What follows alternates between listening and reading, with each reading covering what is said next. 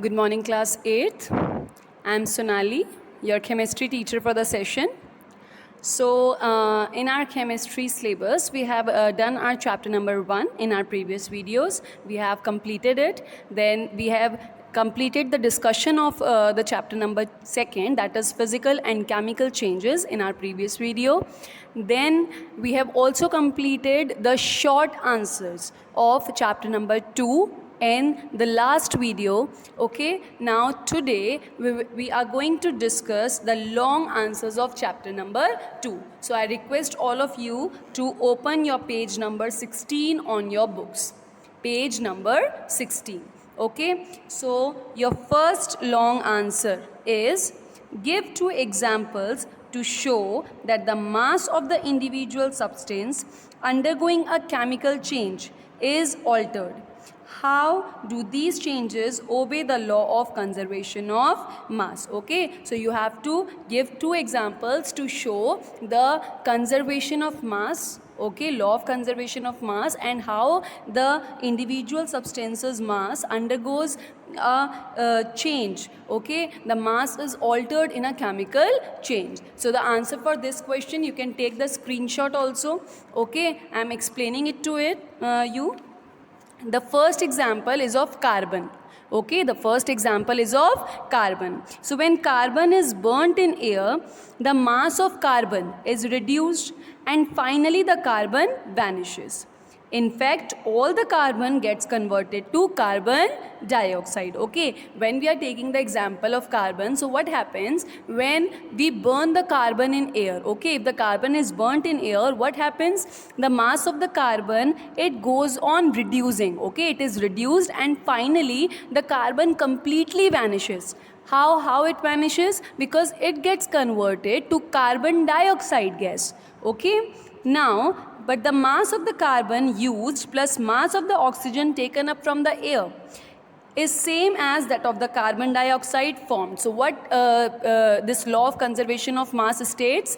The law of conservation of mass states that the sum of the products, some of the raw materials we use in the experiment, or some of the reactants, is always equal to the sum of the products. So if we calculate the mass of carbon that we have taken plus mass of the oxygen that we have taken from air, if we add them up, okay, so it will be same as that of the mass of the carbon dioxide that is formed. Okay, so in this, the mass of the individual substance, in this example, the mass of the individual substance is altered, but the law of conservation of mass is conserved. Understood? Now comes your second example. Second example is of the rusting of iron nail. Okay, the mass of an iron nail increases when the nail rusts, but the mass of the original nail plus that of the oxygen and moisture taken up from the air is same as that of the rusted nail. So what happens when an iron nail is rusted? Okay, so what happens? Because of that rust, the mass of the iron nail will increase. Okay, so the mass of the individual substance is altered.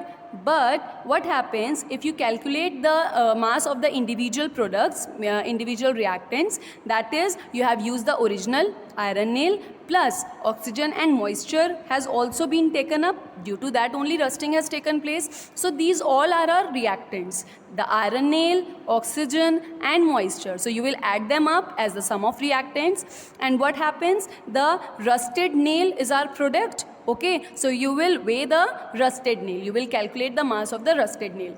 You will notice that the mass of the reactant is same as that of the mass of product. Okay, so in this example also, mass of the individual substance is altered, but the law of conservation of mass is conserved. Understood? Now comes your second question. Your second question is, you have to state the difference between physical and chemical changes. Okay, the difference between physical and chemical changes. So the answer for this question is, you have to make the columns physical change and chemical change. We have discussed in our chapter. Okay, so it is very easy and very important. First one is, physical change is temporary. It is just for some time, because it can be reversed, so it is just for some time. It is temporary change. But chemical change is a permanent change. Understood? Then physical change, you can reverse the physical change. You can change the solid into liquid, liquid into solid. Okay, so it is reversible. But can you change the burnt paper into the original paper? No, because it is irreversible. Understood? Now in physical change, no new substance is formed. The water is only changing its state. Okay, so no new substance is formed. It is just the original substance which changes its state. But in chemical change, new substances are formed. If you burn a paper, ash is formed, so a new substance is formed. The fourth one is, after the change, the mass of the substance remains unaltered. Okay, the mass of the substance, it remains unaltered. Unaltered means unchanged. Okay, but in chemical change, after the change, mass of individual substance undergoes a change. Okay, so a change is altered, mass is altered. Understood? Understood the difference between physical change and chemical change? You can take the screenshot for your answer. Okay? Now comes your next question, that is question number 3rd, long answer, question number 3rd.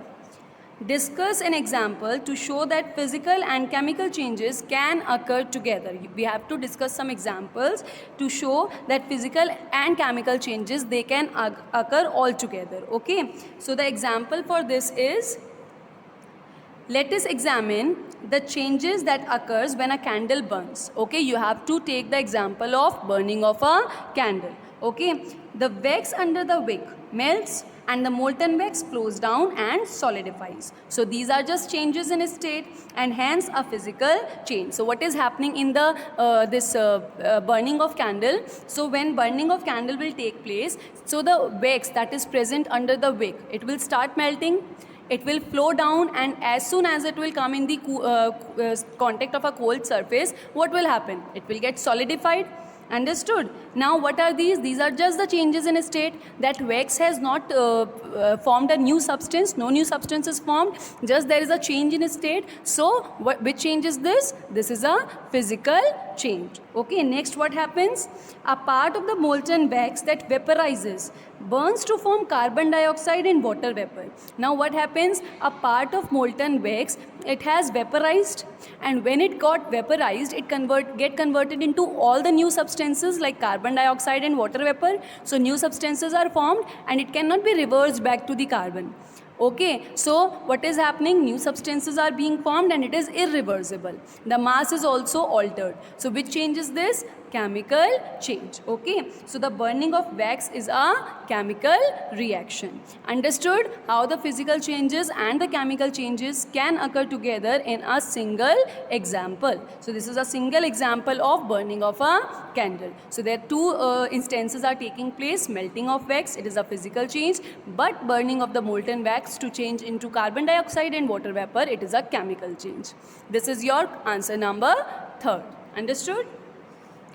Now comes your long answer 4th. Okay, so your long answer 4th is, giving one example of each kind, show that a change in energy takes place when a physical or a chemical change occurs. You have to tell that whenever a physical or a chemical change occurs, there is a change in energy. A change in energy is taking place. Either the energy is being absorbed or the energy is being released. So for this answer, come to your answer number 4th. You can take the screenshot later on. First one is exothermic change. Okay, first one is exothermic change. So this is the energy change in a physical change. You have to take a little water in a steel or glass. What you have to do? You have to take a little water in a steel or glass bowl and pour boiling water into a mug. You have to take some boiling water into the mug. Wait for a while.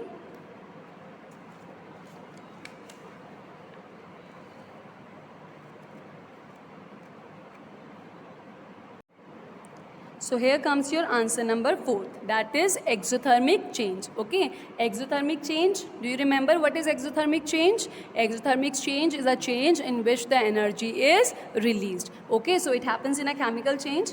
Now take a little water in a steel or a glass bowl, pour boiling water into a mug and hold the bowl over the mug. What you have to do in this, you have to take little water in glass or steel bowl, then you have to pour boiling water in a mug. okay, and you have to hold that bowl inside the mug, okay. Now steam coming out from the mug will condense as it comes in contact with the bowl. Now when that glass or when that mug is coming in contact with the bowl, what will happen? Steam that is coming out from the mug, it will get condensed, okay, it will get cooled down. Now after some time we will find that the water in the bowl has become warmer than before. Okay, the water from the mug, it is changing into the steam, okay, and it is being condensed, okay. Now what is happening in the bowl water? It is getting warmer, okay, it is getting warmer. Now on being cooled, water changes into water vapor. The water vapor condenses, transferring heat to the cold water to the bowl. Now what happened when the mug, water in the mug get condensed or cooled down, then it transferred its energy, heat energy, to the water in the bowl, and the water in the bowl, it got warmer, okay. So the water in the bowl becomes warm, and this is an example of exothermic change, okay. You can see in your textbooks, it is given on page number 13, okay. So the figure can also be drawn for it from your book, that is page number 13. Okay, now your next change is endothermic change. So what happens in an endothermic change? It is a change in which energy is being absorbed, okay, in which energy is taken in, it is absorbed. So what example we are going to take? It is a change that takes place in a chemical change. In photosynthesis, chlorophyll, the green pigment of leaves, absorbs sunlight or energy and helps the plant produce glucose and oxygen from water and carbon dioxide. You are reading this word photosynthesis since grade 4th or 5th, okay. So what happens in photosynthesis? The energy from the sun or the sunlight, it is being absorbed, and that energy is used for the purpose of photosynthesis, for making food using chlorophyll, okay. So what is happening in this? The energy is being absorbed, okay. So it is an endothermic change. So we have discussed two examples, exothermic change and endothermic change, okay. This was your answer number 4th. Now comes your question number 5th, that is, explain why there is a change, there is an energy change in a change of state of matter as well as in a chemical change. Whether we are taking the example of state of matter or a chemical change, there is always an energy change, okay. So we have to explain why. So this is your answer number 5th, which I am going to explain. You can take a screenshot later on, okay. So energy change in a change of state happens because of the kinetic energy possessed by the molecule of the substance is different in different states. When we were discussing the chapter, so we have discussed about the kinetic energy of the state, okay. So the what happens in the this change of state? The substance is possessing some kinetic energy, okay, and it is different in different states. It is different for solid, it is different for liquid, different for gaseous state, okay. So it is lowest in the solid state. You have to memorize this point. The kinetic energy is lowest in the solid state, a little bit higher in the liquid state, and highest in the gaseous state. You must have noticed the molecules move randomly in the gaseous state, so it is highest in the gaseous state.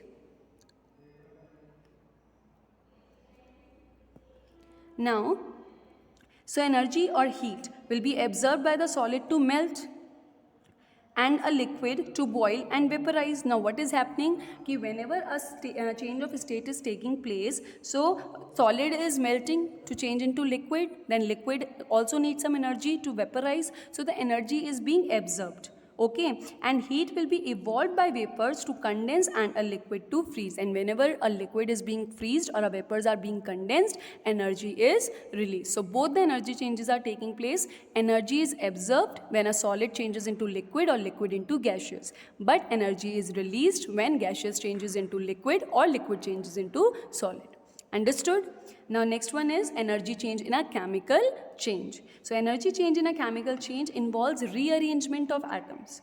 The reactant molecules break up and the product molecules are formed. What happens in a chemical change? You have discussed it earlier also. It involves rearrangement of atoms. Rearrangement of atoms means the reactant molecules, they will get breakdown and the product molecules will get formed due to those reactants. Okay, now these processes are not only opposite in nature but involves different amount of energy too. The breaking of the reactants or the forming of the products, they are opposite in nature but they involve different amount of energies. Okay, a lot of amount of energy. Okay, so in the overall process there is neither a surplus or a deficit of energy. So the energy change doesn't take place. There is neither surplus or nor deficit.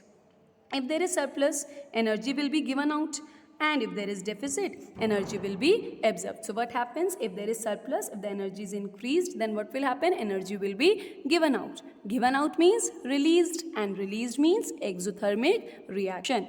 Okay, exothermic change. Now, if the energy is absorbed, so if energy is being absorbed, if there is deficit, so energy will be absorbed.